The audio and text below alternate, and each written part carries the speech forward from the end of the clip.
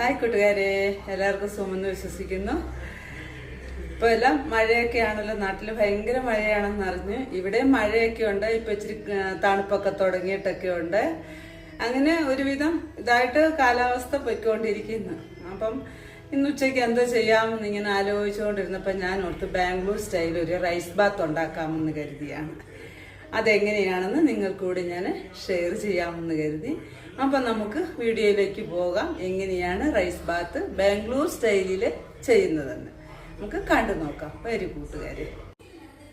ഇപ്പോൾ അതിലേക്ക് വേണ്ടുന്ന ഇൻഗ്രീഡിയൻസ് എന്തുവാന്ന് ചോദിച്ചാൽ, നമ്മുടെ നാട്ടിലെ മട്ട അരി, അതായത് ചുമന്നരി, നമ്മൾ ചോദിക്കുന്ന ആ അരി കൊണ്ട് ചെയ്യാൻ പറ്റത്തില്ല. പിന്നെ നമുക്ക് ബാസ്മതി റൈസോ ഇല്ലേ ബുള്ളറ്റ് റൈസോ അങ്ങനെ എന്തെങ്കിലും റൈസിനകത്തേ അത് ചെയ്യാൻ പറ്റുള്ളൂ. ഞാനിപ്പോൾ ഇവിടെ എടുത്തേക്കുന്നത് പൊന്നി അരിയാണ്. നമ്മുടെ ബുള്ളറ്റ് റൈസ് മാതിരി തന്നെയുള്ള പൊന്നി അരിയാണ് എടുത്തേക്കുന്നത്. പിന്നെ അതിന് വേണ്ടിയത് പച്ചപ്പട്ടാണിയാണ്. ഇപ്പം നമുക്ക് എത്ര വേണോ അത്ര എടുക്കാം. ഞാനിവിടെ 1 കിലോ അരിയെ എടുത്തിട്ടുള്ളൂ, കാരണം ഞങ്ങളിവിടെ ടിക്കറ്റ് കുറവാണ്. 4 പേരേ ഉള്ള ആകെ. എൻ്റെ അമ്മായി അച്ഛനും ഇവിടെ ഉണ്ട്. പുള്ളിക്കാരന് ഇച്ചിരി തിന്നത്തുള്ളൂ. പുള്ളിക്കാരന് 94 ഇയേഴ്സ് ആയിട്ടുണ്ട്. സകലേ കഴിക്കത്തുള്ളൂ, കുട്ടികൾ കഴിക്കുന്ന പോലെ. പിന്നെ എൻ്റെ ഹസ്ബൻഡ് സർജറി ആയതുകൊണ്ട് പുള്ളി ഒത്തിരി കഴിക്കത്തില്ല. പിന്നെ വേണ്ടത് നമുക്ക് 1 ക്യാരറ്റാണ്. 1 ക്യാരറ്റ്, പച്ചപ്പട്ടാണി എടുത്തിട്ടുണ്ട്, ക്യാരറ്റ് എടുത്തിട്ടുണ്ട്. ഇത് രണ്ടുമേ ഉള്ളൂ വെജിറ്റബിൾസ് ആയിട്ട്, വേറൊന്നും ഇതിന് ചേർക്കേണ്ട ആവശ്യമില്ല. പിന്നെ വേണ്ടത് നമുക്ക് തക്കാളിയാണ്. ഞാനൊരു 2 തക്കാളി അരിഞ്ഞു വെച്ചിട്ടുണ്ട്, ഇവിടെ ചെറുതായിട്ട് അരിഞ്ഞു വെച്ചിട്ടുണ്ട്.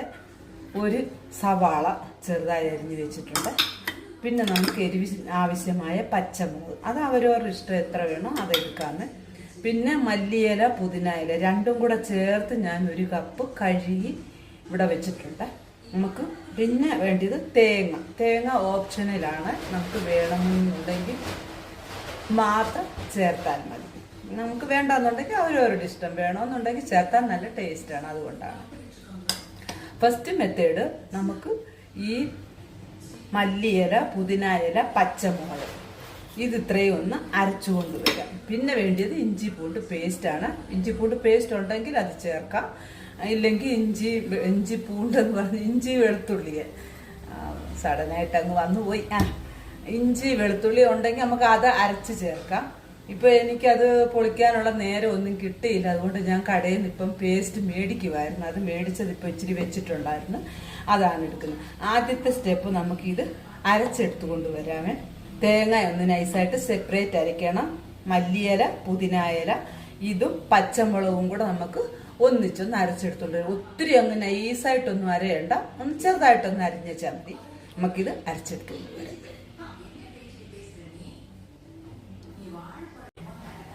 ഞാനിവിടെ കുക്കറിലാണ് ചെയ്യാൻ പോകുന്നത്. കുക്കർ ചൂടായിട്ടുണ്ട്. ഞാൻ 2 സ്പൂൺ എണ്ണ ഒഴിച്ചിട്ടുണ്ട്. അതിൻ്റെ കൂടെ തന്നെ ഞാൻ 1 സ്പൂണ് നെയ്യും കൂടെ ഒഴിക്കുന്നുണ്ട്. എണ്ണ തന്നെ മതിയെങ്കിൽ എണ്ണ തന്നെ ഒഴിക്കാം, നെയ്യ് തന്നെ വേണമെന്നുണ്ടെങ്കിൽ നെയ്യ് തന്നെ ഒഴിക്കാം. അത് അവരവരുടെ ഇഷ്ടമാണ്. അതൊന്ന് ചൂടാകട്ടെ. എണ്ണയൊന്ന് ചൂടായിട്ടുണ്ട്.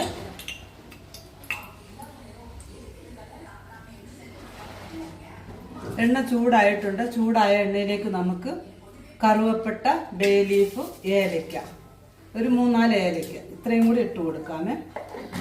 ഒന്ന് നന്നായിട്ടൊന്ന് മൊരിഞ്ഞു വരട്ടെ. കുക്കർ കാണുന്നില്ല അല്ലേ? അപ്പം അങ്ങനെ കാണിച്ച് ചെയ്യാം. എണ്ണ ചൂടായിട്ടുണ്ട്. ഞാൻ അതിനകത്തോട്ട് പട്ടാണിയും സവാളയും ക്യാരറ്റും ഇട്ട് കൊടുത്ത്, അത് വീഡിയോ റെക്കോർഡായില്ലായിരുന്നു, അത് ഇട്ട് കൊടുത്തിട്ടുണ്ട്.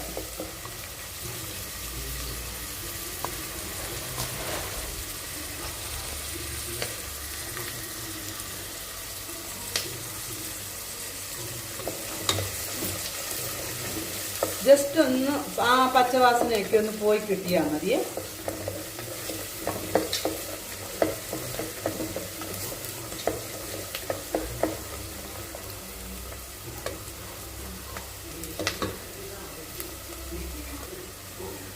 അടുത്തായിട്ട് നമുക്ക് ഇതിനകത്തോട്ട് ഇഞ്ചി വെളുത്തുള്ളി പേസ്റ്റ് ഇടാം. ഇപ്പം ഞാൻ 1 സ്പൂൺ ഇഞ്ചി വെളുത്തുള്ളി പേസ്റ്റ് ഇടുന്നുണ്ട്.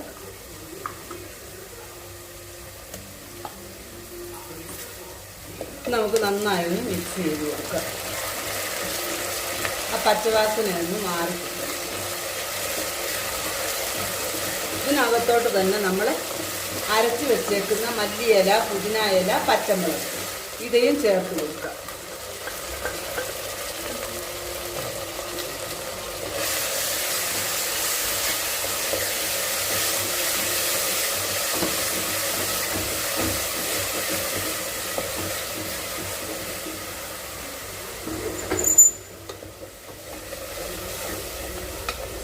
ഇത് നന്നായ പച്ചവാസനയൊക്കെ ഒന്ന് പോകണം. മാറി കിട്ടുന്നിടം വരെ നമുക്ക് വഴറ്റി കൊടുക്കാം.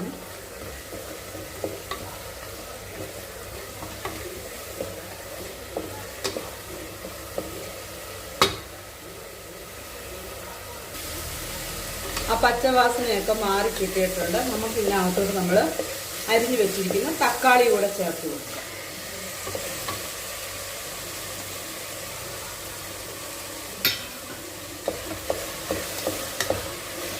തക്കാളി ഇതിനകത്ത് വെന്ത് ഉടഞ്ഞു പോകണമെന്ന് ആവശ്യമില്ല. നമ്മൾ കുക്കറി വെക്കുന്ന കാരണം നന്നായിട്ട് വെന്ത് കിട്ടുമല്ലോ.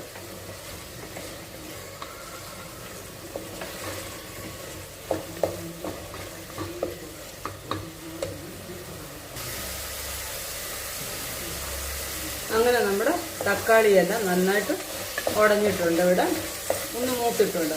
നമുക്ക് ഇതിനകത്തോട്ട് ഇനിയും നമ്മൾ അരച്ച് വെച്ചിരിക്കുന്ന തേങ്ങ അതും കൂടെ ചേർത്ത് കൊടുക്കാം.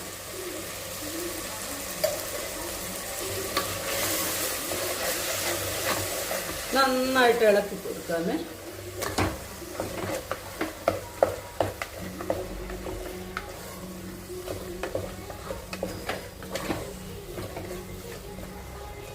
നമുക്കിതിനകത്തോട്ട് 1 സ്പൂണ് ഗരം മസാല ഇട്ട് കൊടുക്കാം. ഓൾറെഡി നമ്മൾ മസാല ചേർത്തതാണ്. 1/2 സ്പൂണ് മഞ്ഞൾപ്പൊടിയും ചേർത്ത് കൊടുക്കാം.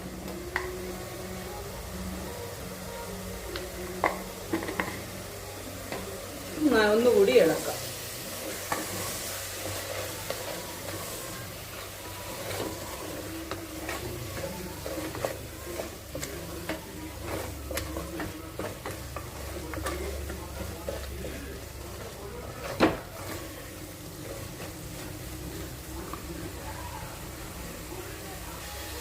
നമ്മുടെ മസാലയുടെ പച്ചവാസനയെല്ലാം പോയിട്ടുണ്ട്. നമുക്കിനി നമ്മൾ അരി ഇതിനകത്തോട്ട് ഇട്ട് കൊടുക്കാം. ഞാൻ 1/2 കിലോ അരിയാണ് എടുത്തിരിക്കുന്നത്. 1/2 കിലോ അരി എടുത്തിട്ടുണ്ട്. ഞാനൊരു 20 മിനിറ്റോളം അരി ഒന്ന് വെള്ളത്തിൽ കുതിർത്തെടുത്തതാണ്. അപ്പം നമ്മൾ അരി കുതിർത്ത് നമ്മൾ ബിരിയാണിക്ക് എടുക്കുന്ന രീതിയിൽ തന്നെയാണ് ഞാൻ എടുത്തേക്കുന്നത്.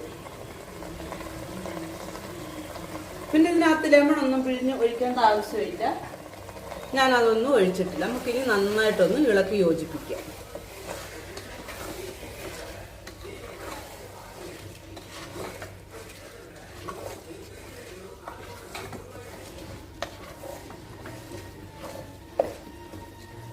ഇപ്പം നമ്മുടെ അരിക്ക് വേണ്ടുന്ന വെള്ളം ഒഴിച്ചു കൊടുക്കാം.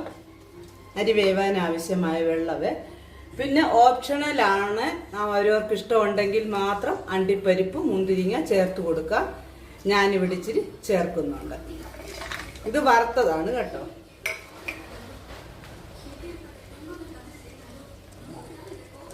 പിന്നെ വെള്ളം ഞാൻ അരി കഴുകിയ തേങ്ങ അരച്ച് ജാറിനകത്തോട്ട് തന്നെ വെള്ളം എടുക്കുമായിരുന്നു. അതങ്ങനെ ഇരിക്കുന്നത്. പിന്നെ അവരവരുടെ അരി വേകാൻ ആവശ്യമായ വെള്ളം 1 കപ്പ് അരിക്ക് 2 കപ്പ് വെള്ളം എന്നുള്ള കണക്കിലാണ്.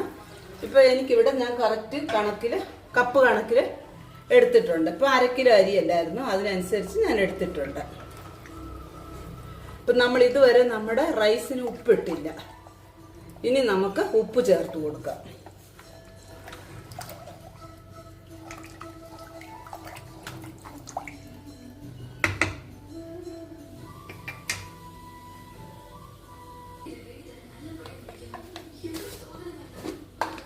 റൈസ് വേകാൻ ആവശ്യമായ ഉപ്പ് ചേർത്ത് കൊടുക്കാമേ. ഉപ്പ് കഴിക്കരുത്, ഇച്ചിരി കുറഞ്ഞു പോയാലും വേണ്ടവില്ല, കൂടരുത്. നന്നായി ഇളക്കി യോജിപ്പിച്ചിട്ട്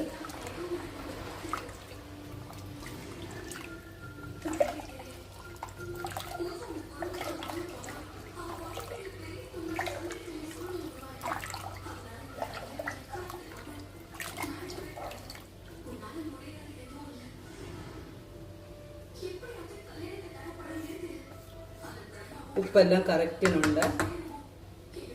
നമുക്ക് അടച്ചു വെച്ച് 2 വിസിൽ വിടാം. അവരവരുടെ കുക്കർ കപ്പാസിറ്റി എങ്ങനെ, ഫ്ലെയിം എങ്ങനെ, അതിന്റെ അനുസരിച്ച്. ഇപ്പൊ എനിക്ക് 2 വിസിലിന്റെ ആവശ്യമുള്ള. നമുക്ക് അടച്ചു വെച്ച് 2 വിസിൽ വിടാം.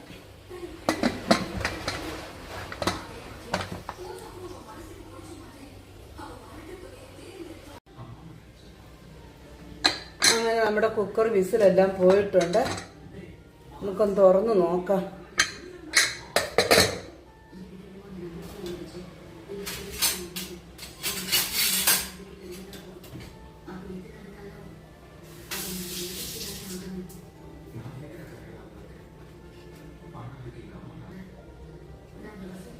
നമുക്കൊന്ന് ഇളക്കി നോക്കാതെ കണ്ടോ നമ്മുടെ റൈസ്. അങ്ങനെ നമ്മുടെ ബാംഗ്ലൂർ റൈസ് ബാത്ത് ഇവിടെ റെഡി ആയിട്ടുണ്ട്. റൈസ് കണ്ടോ പിടിപിടിയായിട്ട്. നമുക്കിത് തൈരോ ചമ്മന്തിയോ പപ്പടമോ എന്ത് വേണേലും നമുക്ക് കൂട്ടി കഴിക്കാം. നമുക്കിതൊരു പാത്രത്തിലോട്ട് മാറ്റാം. നമുക്ക് ഈ ഹാട്ട് ബോക്സിലോട്ട് തന്നെ ഇത് മാറ്റാമേ.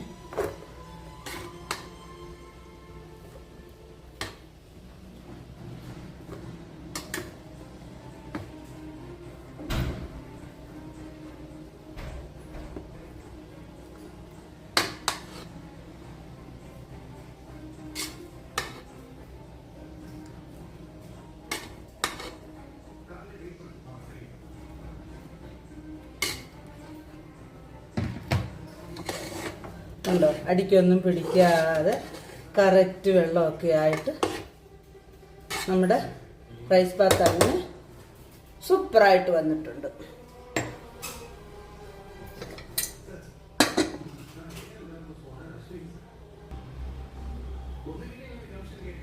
കൂട്ടുകാരെ, അങ്ങനെ നമ്മുടെ ബാംഗ്ലൂർ സ്റ്റൈല് റൈസ് ബാത്ത് ഇവിടെ റെഡി ആയിട്ടുണ്ട്. എല്ലാവരും ഒന്ന് ചെയ്ത് നോക്കുക. റെസിപ്പി ഇഷ്ടമായ ലൈക്ക് ചെയ്യുക, ഷെയർ ചെയ്യുക, സബ്സ്ക്രൈബ് ചെയ്യുക. എന്നെ ഒന്ന് നല്ല രീതിയിൽ സപ്പോർട്ട് ചെയ്യുക. വീണ്ടും ഒരു നല്ല വീഡിയോയുമായി വീണ്ടും കാണാം. Bye bye.